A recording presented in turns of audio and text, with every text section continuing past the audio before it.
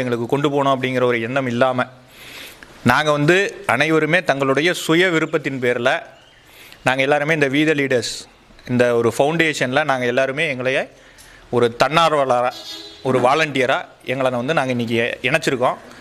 இது வந்து நாங்கள் இன்னும் விருப்பப்பட்டு சொல்லணும் அப்படின்னா, நேற்று வந்து பாஜகவினுடைய மாநில தலைவராக இருக்கக்கூடிய நயினார் நாகேந்திரன் அவர்கள் எல்லாரையும் வந்து மூளை செலவை செய்து எல்லாரையுமே கொண்டு போகிறாங்க அப்படிங்கிற ஒரு விஷயத்த சொல்லியிருந்தார். எங்களுக்கு எல்லாருக்குமே சுய அறிவு இருக்குது அப்படிங்கிறத வந்து இங்கே நாங்கள் தெளிவுபடுத்திக்கிட்டு எல்லாருமே சுய விருப்பத்தின் பேரில் நாங்கள் வந்து இன்றைக்கி 2 மண்டல், பெத்தநாயக்கம்பாளையம் வடக்கு மற்றும் பெத்தநாயக்கம்பாளையம் தெற்கு மண்டல், அதுக்கு இருக்கக்கூடிய மாவட்ட நிர்வாகிகள் எல்லாருமே கூண்டோடு எங்களுடைய பதவிகளை வந்து ராஜினாமா செய்கிறோம். ராஜினாமா செய்வது மட்டுமல்லாமல் நாங்கள் வந்து வீத லீடர்ஸ் அசோசியேஷனில் எங்களை உறுப்பினராக, சாதாரண ஒரு உறுப்பினராக, ஒரு வாலண்டியராக எங்களை நாங்கள் இன்றைக்கி இணைச்சிக்கிறோம். பாஜகவிலிருந்து பிரிஞ்சு இப்போ வீத லீடர்ஸ் அமைப்பில் சேர்ந்துருங்க, என்ன காரணம் அப்படிங்கிறது வந்து பார்த்திங்கன்னா, அடுத்த கட்ட தலைவர்களை உருவாக்கக்கூடிய எண்ணங்களை கொண்டவர்களை வந்து மேலே கொண்டு வரக்கூடிய சித்தாந்தம் இருக்கக்கூடிய ஒரு அமைப்பாகத்தான் நாங்கள் இந்த ஒரு விஷயத்தை பார்க்குறோம். ஏன்னா அண்ணாமலை அண்ணன் வந்து 2024 தேர்தலில் தனிப்பட்ட முறையில் தேர்தலை சந்திக்கும் பொழுது பெற்ற வாக்குகள் அப்படிங்கிறது வந்து கூட்டணியோடு சேர்த்து 19% வாக்குகளை பெற்றிருந்தார். நாங்கள் வந்து இப்போது 3% வாக்கு அப்படிங்கிறத வந்து பொதுமக்கள் சொன்னால் கட்சியினுடைய மாநில துணைத் தலைவராகவும் செய்தி தொடர்பாளராகவும் இருக்கக்கூடிய திரு நாராயண திருப்பதி என்ன சொல்கிறாரு அப்படின்னா, இல்லை நாங்கள் வந்து 23% வாக்குகளை பெற்றிருக்கோம் அப்படிங்கிற ஒரு புள்ளி விவரத்தை கொடுக்குறாரு. புள்ளி விவரத்தை படி நீங்கள் எடுத்து பார்த்தீங்க அப்படின்னா 19%லேருந்து 29% 4% தான். சென்ற முறை அண்ணா திராவிட முன்னேற்ற கழகத்தோட கூட்டணி கிடையாது. இப்போ இந்த தடவை அண்ணா திராவிட முன்னேற்ற கழகத்தோட கூட்டணி. அப்போ அண்ணா திராவிட முன்னேற்ற கழகத்துக்கு தமிழகம் முழுக்க 4% ஓட்டு தான் இருக்கா அப்படிங்கிறதா இங்கே இருக்கக்கூடிய நிர்வாகிகளோட கேள்வி. அது மட்டும் இல்லாமல் எல்லாருக்குமே எங்களுக்கு பிரதமர் மேலேயோ இல்லை மற்றவர்கள் மேலேயோ எங்களுக்கு எந்த ஒரு கோபமோ ஒரு வன்மமோ கிடையாது. இன்றைக்கும் நாங்கள் வந்து அவரை வந்து ஒரு விஸ்வகுருவாக, இந்த உலகத்தை போற்றக்கூடிய ஒரு நல்ல ஒரு மனிதராக, ஒரு நல்ல உலக தலைவராகத்தான் நாங்கள் மதிக்கிறோம். ஆனால் தமிழகத்தில் இருக்கக்கூடிய பாஜகவையோ இல்லை மாவட்டத்தில் நடக்கக்கூடிய பிரச்சனைகளையோ கண்டுகொள்ளக்கூடிய அளவுக்கு தமிழக பாஜக வந்து இன்னும் வந்து சரியாக செயல்படலை அப்படிங்கிறது எங்களுடைய ஒரு எண்ணம். குறிப்பாக சொல்லணும் அப்படின்னா, தேர்தல் முடிஞ்ச உடனே திமுகவிலிருந்து பார்த்தீங்கன்னா உடனடியாக கருத்து கேட்பு கூட்டம் நடத்தினாங்க. அண்ணா திராவிட முன்னேற்ற கழகம் என்னதான் பிளவுபட்டிருந்தாலும் அவர்களும் கருத்து கேட்பு கூட்டம் நடத்தினாங்க. நாம் தமிழர் கட்சி 8%லேருந்து 4% வந்துருச்சு, அவர்களும் கருத்து கேட்பு கூட்டம் நடத்தினாங்க. தமிழக பாஜக கருத்து கேட்பு கூட்டம் அப்படிங்கிற ஒரு பேரில் வெறும் லெட்டரேட் மட்டும் விட்டாங்க. 3 பேர் கொண்ட குழு வந்து ஒரு மாவட்டத்துக்கு வருவாங்க அப்படின்னு சொல்லி. எங்கள் மாவட்டத்துக்கு கூட 3 பேர் கொண்ட குழு போட்டிருந்தாங்க.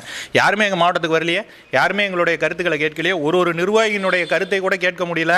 ஒரு நிர்வாகிக்கு என்ன பிரச்சனை, அவங்களுடைய எலெக்ஷன் நேரத்தில் அவங்க சந்தித்த பிரச்சனைகள் என்ன, அடுத்த கட்ட நடவடிக்கை என்ன, அடுத்து எப்படி கட்சியை முன்னேற்றலாம், இதெல்லாம் எந்த ஒரு சிந்தனையுமே இல்லாமல் இருக்கும் பொழுது எங்களுக்காக புதுசாக ஒரு அமைப்பை உருவாக்கி, நாங்கள் ஏற்கனவே மிகவும் மதிக்கக்கூடிய ஒரு தலைவர் வந்து ஒரு அமைப்பை உருவாக்குறாரு. தமிழகம் முழுக்க அதற்கு வந்து மிகப்பெரிய ஒரு கிராஸ்பிங் பவர், நல்ல ஒரு வரவேற்பு இருக்குது. அப்படிங்கும் பொழுது நாங்கள் ஆதரவு தர வேண்டியது வந்து எங்களுடைய ஒரு தார்மீக கடமை.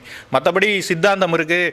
இன்றைக்கி கூட முன்னாள் கவர்னர் தமிழிசை அம்மா வந்து ஒரு விஷயங்களை சொல்லியிருக்காங்க, பகிர்ந்துருக்காங்க. இது வந்து அண்ணாமலையால் இந்த கட்சி வந்து வளர்ச்சியும் அடையவில்லை, வீழ்ச்சியும் அடையவில்லை அப்படின்னா அதான் எந்த விஷயமே இல்லையா, அப்புறம் ஏன் மூச்சு கட்டிக்கிட்டு ஒரு தடவையும் ப்ரெஸ் மீட் கொடுக்குறாங்க அப்படிங்கிறது எங்களுக்கு இன்னுமே சந்தேகமாக இருக்குது. அதே நேரத்தில் வந்து தமிழிசை அம்மா மாதிரி திரும்ப மீண்டும் வந்து எம்பி எலெக்ஷனில் நிற்கிறோம், எம்எல்ஏ எலெக்ஷனில் நிற்கிறோம், திருப்பி எம்பி எலெக்ஷனில் நிற்கிறோம், மினிஸ்டரை விட்டுட்டு வந்து திருப்பி எம்பி எலெக்ஷனில் நிற்போம், அப்புறம் தோற்று முடிச்சுட்டு திருப்பி மினிஸ்டர் ஆயிடுவோம், மினிஸ்டரை விட்டுட்டு எம்எல்ஏ எலெக்ஷனில் வந்து நிற்போம், தோற்று முடிச்சுட்டு திரும்ப போய் எம்எல்ஏ ஆயிடுவோம். 2ஆம் கட்ட தலைவர்களாக இருக்கக்கூடிய பல பேர் அங்கே இருக்காங்க. பிஜேபியில் சூர்யா இருக்காரு, வினோஜ் பி செல்வம் இருக்காங்க, அஸ்வத்தாமன் இருக்காங்க. இவர்களையே வளர்த்துவதற்கு பாஜக இவ்வளவு நாள் கஷ்டப்பட்டுச்சு அப்படின்னா அடிமட்ட தொண்டர்கள் நாங்களாம் எப்போ வளர்றதுங்கிற சந்தேகம் எங்களுக்கு இருக்கு. ஸோ இந்த மாதிரி ஒரு விஷயங்கள்லாம் வரும்போது நாங்கள் வீத லீடர்ஸ் அப்படின்னா நாங்கள் தான் தலைவர்கள், எங்களை தான் மையப்படுத்தி அண்ணாமலை அவர்கள் வந்து இந்த அமைப்பை உருவாக்கி இருக்கிறார். ஸோ இதற்கு எங்களுடைய சப்போர்ட்டை கொடுக்குறோம். அது மட்டும் கிடையாது, நம்ம எல்லாம் என்ன நினைச்சிட்டு இருக்கோம் அப்படின்னா பாஜகவை சேர்ந்தவர்கள் தான் எல்லாருமே வந்து எல்லா இடத்துலையும் இணைஞ்சிட்டு இருக்காங்க அப்படின்னு சொல்கிறோம். இந்த மண்டலை சேர்ந்த திமுக துணைத் தலைவர் சேர்ந்திருக்காரு, மாணவர் அணி அமைப்பை சேர்ந்திருக்காங்க, தேமுதிக மிகப்பெரிய அளவில் இந்த மண்டல இருந்து மிகப்பெரிய ஒரு ஆதரவை கொடுத்திருக்காங்க, பொதுமக்கள் நிறைய பேர் கொடுத்திருக்காங்க. இதெல்லாம் பின்னாடி அந்த லிஸ்ட் 5000 பேர் 5 லட்சம் பேர் யார் யார் அப்படிங்கிற ஒரு லிஸ்ட் வரும்போது பல பேருக்கு ஆச்சரியம் கொடுக்கும்.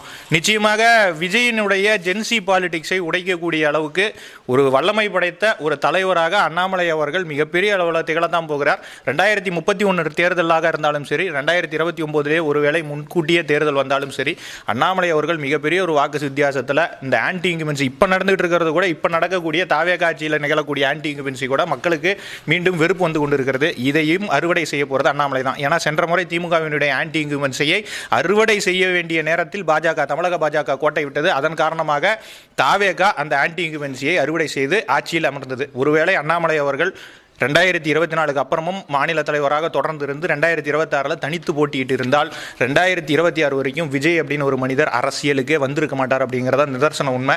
ஆனால் இப்போ கூட ஒன்றும் நேரம் கெட்டு போகலை. நிச்சயமாக படித்த மக்களை பற்றி நன்றாக தெரியும். லயோலா காலேஜோட பாஸ்ட் அவுட் கிடையாது எங்களுடைய தலைவர். லயோலா காலேஜை முடிச்சுக்கிட்டு சும்மா ஓபி அடிக்கக்கூடிய தலைவர் உதயநிதி மாதிரி கிடையாது எங்கள் தலைவர். ஐபிஎஸ்ல மிகப்பெரிய அளவில் தமிழகத்தில் மிகப்பெரிய ஒரு ரேங்க் வாங்கின ஒரு தலைவர். அவருடைய மூளைகள் தனி. அந்த மூளையை நம்பி இங்கே இருக்கக்கூடிய அத்தனை மக்களுமே அத்தனை நிர்வாகிகளுமே பிளைண்டாக அவரை ஃபாலோ பண்ணுறோம். அவர் நிச்சயமாக மிகப்பெரிய ஒரு மாற்றத்தை தமிழகத்திற்கு தருவார் அப்படிங்கிறத எந்தவித மாற்று கருத்துமே எங்களுக்கு இல்லை. என் நேம் சபரி, பாரதிய ஜனதா கட்சியோட முன்னாள் மாவட்ட செயலாளர், தற்போது வீத லீடர்ஸ் அசோசியேஷனுடைய ஒரு சாதாரண வாலண்டியர்.